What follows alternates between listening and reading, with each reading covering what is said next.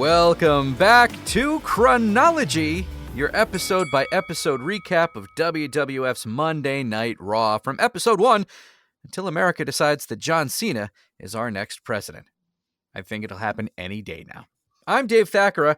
I'm more of a casual wrestling fan. That guy over there, he's Neil Trauma. He's what we call the expert of this podcast. Hi, Neil. Hey, Dave. I think it's more likely that John Cena is elected president than it is that we actually finish this podcast.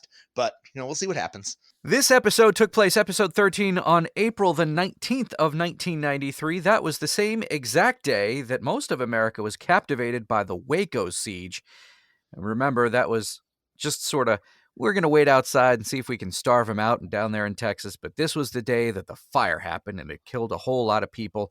And Janet Reno and David Koresh were household names, and Tonight Show monologue material took a very dark turn for about a week and a half. Meanwhile, this was also the same exact time that I, myself, was pumping quarters into an NBA Jam and Street Fighter II arcade machine. 1993 was, let's just say, not a great time for my college savings, but I made it through anyway. What's happening in the wrestling world April 19th, 1993, Neil? I was always more of a Mortal Kombat 2 fan myself than Street Fighter, but that's besides the point. In the wrestling world here, we're a few weeks removed from WrestleMania 9, which, I think pretty much everyone agrees now was a terrible show. Vince still talks about how great it is on commentary, but he's pretty much the only one. And we're a few weeks, I guess, away from the WWF starting the build towards their next pay-per-view, which is not going to be the traditional SummerSlam. It's going to be a show called King of the Ring, but that hasn't happened yet. So instead, we're just watching Raw that's in a holding pattern where apparently the biggest feud in the World Wrestling Federation is Money Inc. versus the Beverly Brothers. So, scintillating here. If this is the day of the Waco siege, if this was a 2021 episode, of AEW or NXT or Raw, it would most certainly be destroyed in the ratings by cable news coverage. But luckily for them, cable news wasn't as big of a deal in 1993, and I guess there were probably a few eyeballs on this boring atrocity of a show. All right, so who's got the belts? Let's set it up that way. Okay, well, the WWF champion is Hulk Hogan. He has not been seen or heard from since shockingly winning the belt in a match that wasn't even booked at WrestleMania 9. The Intercontinental champion is Shawn Michaels, who retained his championship in a ridiculously booked finish against Tatanka at WrestleMania. He also hasn't been seen or heard from on Raw since WrestleMania. The tag team champions are like the MVPs of Raw because they've been on every week, it seems like, since February. Ted DiBiase and IRS Money Inc. And yes, they do have a non-title match here on this show. Yeah, that's where we start, because it seems like we're taped. Last week was live from Poughkeepsie. This week, correct me if I'm wrong, but it's sort of that show part 2. Yeah, definitely taped. They had settled into a live 1 week, taped the next sort of cycle here. This is definitely not only the same, this is the same night. This is Poughkeepsie night 2, or, later that evening as last week's Raw, for sure. All right, well, Vince starts the show with, and don't forget the big non-title match coming up with the Beverly Brothers and Money Inc. Again, if you're hyping up the highlight of your evening being a non-title match, boy, I'm glued to my couch right now, right? Yeah, well, look, it's 1993, so title matches on TV are a lot rarer than they are now, or most certainly than they would be, a few years after this. But I guess I want to complain about this like you did, but you also can't have it both ways. You can't want your wrestling to act like a sport and then at the same time say that you think the Beverly Brothers should have got a tag team title match here. But I know what you're saying. Anything to put a little bit of juice into this boring ass show, they really could have done. It wouldn't have killed them to make it a title match or something, But whatever, I guess. Well, Macho Man was shown on camera exactly once. Just in case you're keeping track of this at home, he was wearing a pink and rainbow Macho Man outfit today. Think like Lisa Frank folders from middle school, or like Sunny Day cartoons if you're a parent. You know what I'm talking about. But we start with the very first match of the night with the bad guy, Razor Ramon, taking on Virgil. Again, these two, Razor not as prevalent, but between Virgil and Ted DiBiase and IRS, I think those guys have been on every episode of Raw, so it's no big surprise that Virgil is taking on the first curtain jerk match here. Yeah, it's like Virgil has most certainly settled into his role as a guy that is a jobber. He's getting beat every time he comes out. But because he sort of got a push at one point and he has theme music, it's like they can at least pretend that it's a competitive match. But he is the epitome of the jobber to the stars here, and that's what he does here. Like, he hangs in there. This match actually isn't bad. No, I it was a mean, good as match. far as it is what it is. It's a star beating up a much, much lesser star. And it sort of goes through the motions and happens, and it's actually a highlight of this boring show. But Yeah, there's really not much to talk about. but like you said, with these early episodes of Raw, if we get two wrestlers in the ring or two tag teams in the ring, both with their own entrance music, it's remarkable. Yeah, exactly. This isn't like Basil DeVito or Von Crush or whoever those wacky dudes are that they've been on these shows. So at least you got to hear Virgil's theme song, which actually I think is the best part of the Virgil act, in my opinion. Not the pants. I like his pants. No big surprise. Razor Ramon wins with a razor's edge. And we move on. After promoting it, they brought it back to us. It was almost like a warning that came true. Match number 2, the giant Gonzalez was seen again, and he's taking on L.A. Gore. Now, again, this is 1993. Bill Clinton is a very new president in the United States, and I gotta believe that this was Vince McMahon's attempt at a very, very bad dad joke that only he really gets, that L.A. Gore is just sort of a reversal of Al Gore. And Yeah, this I is mean, it has to be, right? I mean, that has can't be to a be. coincidence. And no, But I'm this, not looking it up. I refuse to look it up. If one of our listeners wants to look it up and tell us, you could. If L.A. Gore actually existed in the wrestling world before Al Gore, please tell us. But I refuse to look it up. I can't believe that happened. I also can't believe that this is still an 8-foot tall man wearing an airbrushed bodysuit covered with fake fur, and they're allowing this to happen. Like, no, nobody stepped up at any point when this was happening and says, maybe we should just not do the fake fur. Airbrushed, sure, just not the fake fur. My assumption is that they spent so much money on the costume that they felt like they needed to justify it by putting it on him, even though it looked terrible. Okay. Well, we've spent way too much time talking about this match already. Giant Gonzalez wins with a chokeslam finisher, and then he just starts screaming at the crowd. Well, you know Gone. what? I'm going to say something funny, though. I noticed this. I don't know if you picked up on this.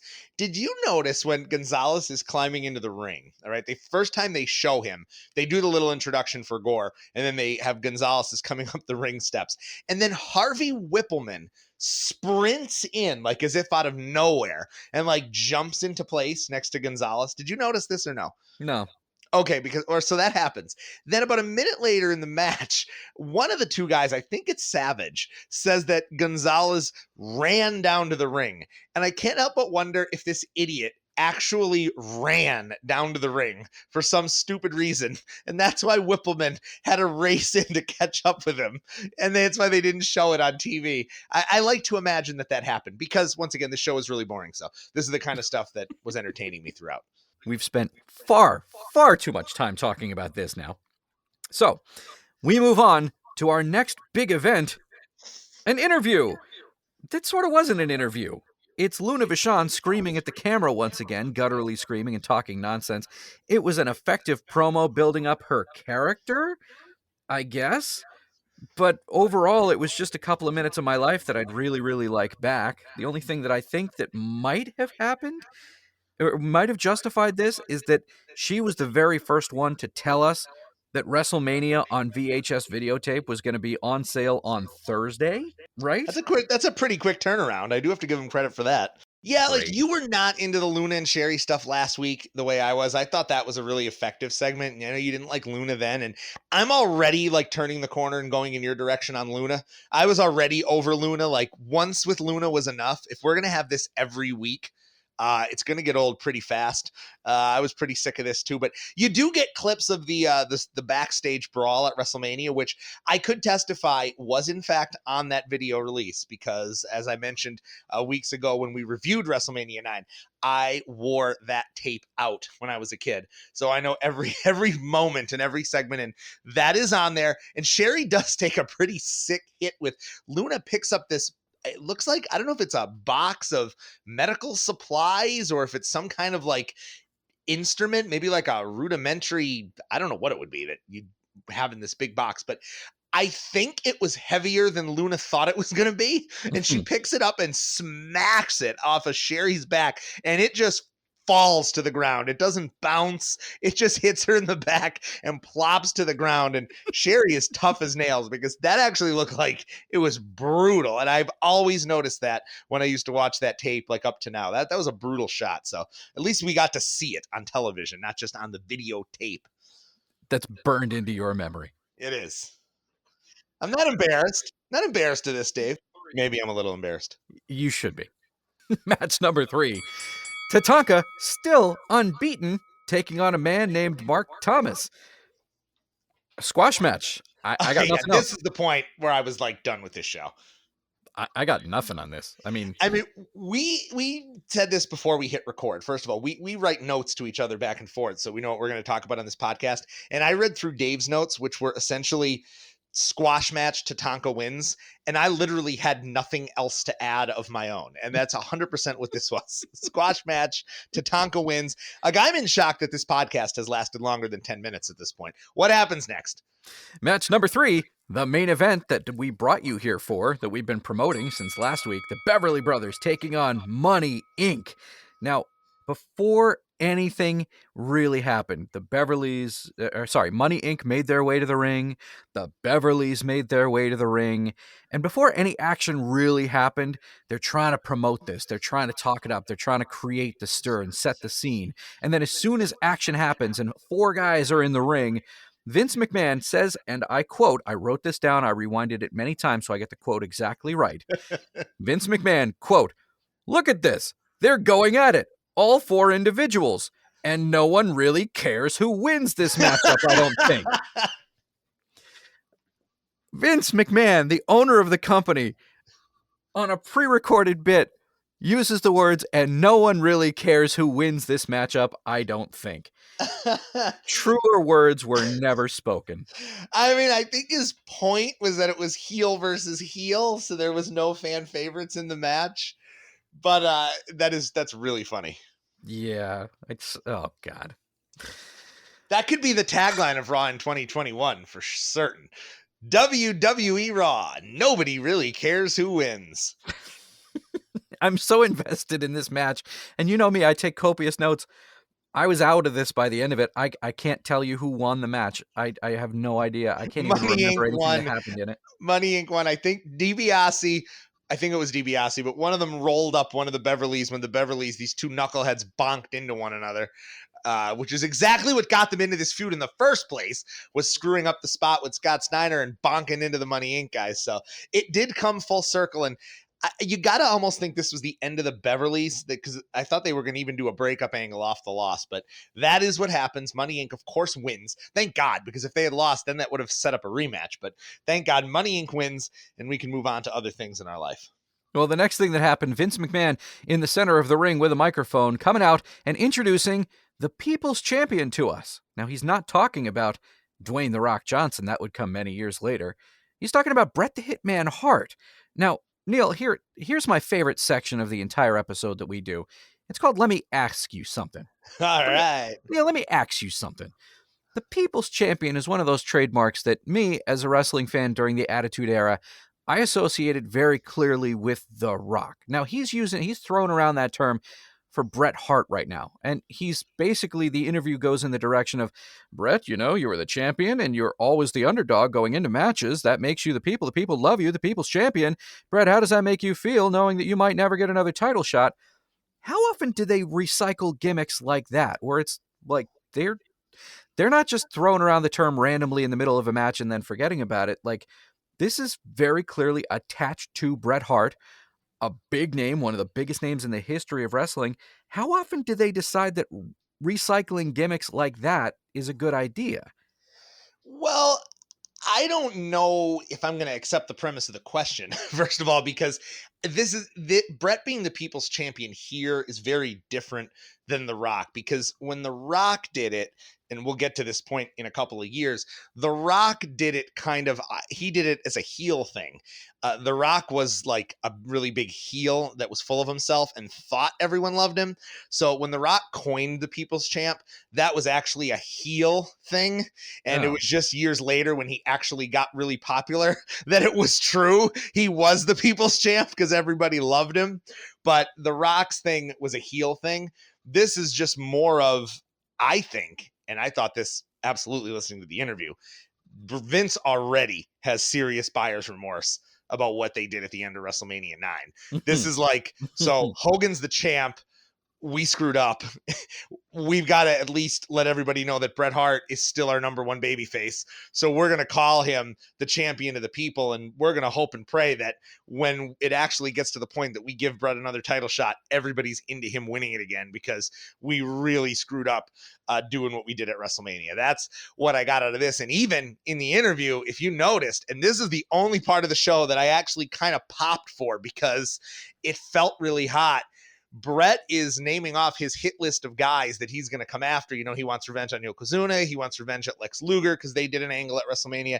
And he even mentions that he's coming for the immortal Hulk Hogan. And the fans pop, and I popped. And it's really sad that we're never going to get that match. But this was the first hint that they might be building to Bret and Hogan at some point in the future. And that would have been fun. Well, they also made reference to Jack Tunney, who is going to investigate the attack from Lex Luger on Bret Hart during the morning of WrestleMania 9. Again, we're straddling that line of trying to take ourselves seriously as a real thing, but having some guy launch an investigation into a clearly staged and clearly scripted attack. Who is Jack Tunney? Why are we throwing his name around like he's Roger Goodell or something? Okay, so Jack Tunney is the figurehead president of the WWF. He was a mainstay in this era, the 80s into the early 90s. Who he is in real life, he was the promoter in Toronto of the Toronto territory.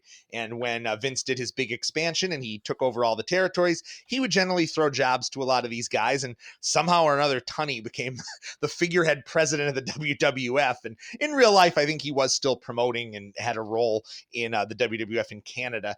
And his shtick, see, when I was a kid, I always took it seriously because it was kind of like 1960s Batman, where when you're a kid, you think this is all like serious. But then when you actually rewatch it as an adult, you realize that the gimmick was that Jack Tunney was like this bumbling buffoon of a president. And like, he always took himself way too seriously. Like, he literally was, if you watch a lot of Jack Tunney, he was Commissioner Gordon in the 1960s Batman, where he's the only person who actually takes himself and his authority seriously. But they pushed him as the figurehead president. And the investigation here isn't so much into, did Lex Luger attack Bret Hart? Because obviously he did. It's on tape. The investigation is into why Luger's forearm knocks everybody out. And if you remember at WrestleMania, that's a thing. Savage and Heenan, when they get into their little scuffle at the announce desk at WrestleMania, that's what it's about. And this will lead somewhere with the Lex Luger character. So actually, the whole thing with Luger and the forearm and Bret and all this it is going somewhere. It's somewhere that's going to drastically change course, as all of our listeners who watch this era know, but it is going somewhere. Oh, I can't wait now. All right. Well, match number 4 happened after that, and it was Bam Bam Bigelow versus some dude named Phil Apollo. Yeah, your old buddy Bam Bam. Yeah. Let's not bring that up. But of our 4 matches that are on this episode of Raw, we've got Virgil and Ramon, Razor Ramon, which was a pretty good match, followed by two squash matches with Tatanka and Giant Gonzalez winning, followed by a competitive match, followed by another squash match. So I guess 5 matches actually happened, and more than half of them were just squash. Oh, it's an hour of my life that happened, and now we're here again. Well, see, I mean, I agree with you. I think this was the most boring one we've ever watched. And I'm shocked that we've made the podcast go this long. Like, if our listeners actually paid money for this, I feel like we should have refunded them. But I actually didn't hate this. I'm not predisposed to hate Bam Bam Bigelow like you are. So I thought this was a fun little squash, and it actually would have been a cool thing to get him over as a monster heel because he wins. Then he keeps beating up the guy after because he's not only a monster, but he's also a dick. And then instead of making it actually like a meaningful angle, like send out refs, send out security because you've got to pry this evil Bigelow off. No, we're going to send out the dancing fat guy in a monk costume because that's what this show needed. During the match, Doink the evil clown showed up with an umbrella. Didn't really get an explanation. At the end of the match, Friar Ferguson shows up and mixes it up with Bam Bam Bigelow. I don't know what they're doing. I don't know why this is the way that you end the show. I don't know why Doink and the Friar needed to be involved here at all. Although, I mean, I hate to tell you this either, spoiler alert, but Doink and the Friar and Bam Bam are actually going to be intertwined in a lot of storylines through the rest of 1993. Oh. And I can't believe they're planting the seeds already for it. But yeah, that was unnecessary. You could have actually been making something out of Bigelow here instead of making it like a joke. But like I mentioned on last week's show, I'm pretty sure this is the last we're ever going to see of this incarnation of the Friar Ferguson. He comes out and blesses the jobber and then does a little fat guy dance because why not? But this is where, just in case there was any doubt in your mind if it was the same show as last week, it's definitely the same show as last week. And we know this because Friar Ferguson had the same I cut myself shaving bit of toilet paper stuck to his chin in last week's episode. Did he not take that off? Like, there was nobody backstage that could say, hey, buddy, take that off your chin? Jesus. Nope. But you know what, Dave? I don't want to get you unnecessarily excited here at the end of the show, because I don't know this for sure. We're going to find out next week. I'm pretty sure I'm right, though. I think this is the last show for Rob Bartlett. Oh, Neil. Oh, I can't wait now. Maybe is at the next cycle. But if not, this is it. Episode 13 has come and it's gone. Put a bow on it for us, Neil. What kind of closing thoughts you got? Oh, man. I mean, what kind of closing thoughts could you have? This is generally a really boring episode of Raw. It sort of plants the couple little seedlings for what we're going to see down the line with Lex Luger and Bam Bam Bigelow. And actually, even we didn't note this during the match, but Razor Ramon gets a nice little pop coming out. So I wonder if they're going to think about turning him babyface down the road. And as far as an MVP goes, I'm going to go with the Hitman because Bret Hart coming out and doing an interview is like the only normal human being and the only person anyone could possibly care about really on this show. So my MVP is Bret Hart. My closing thoughts are that the show is boring and I hope it gets better soon. What do you think, Dave? Ditto?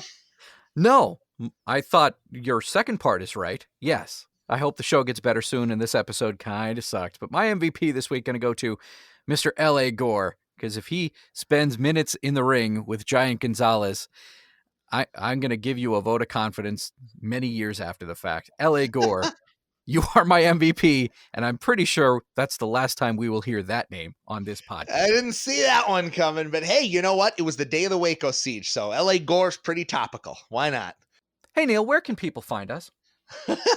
They can find us at Place to Be Nation in the Place to Be Nation Pro Wrestling feed. They can also find us on Spotify or wherever fine podcasts are distributed. Find us on Facebook or just Google ChRAWnology, and you will find yourself listening to the show in no time. This has been ChRAWnology, your episode-by-episode recap of Monday Night Raw, where we patiently wait for the show to get good, and it does. I know it does. We're just not there yet. Thanks for listening.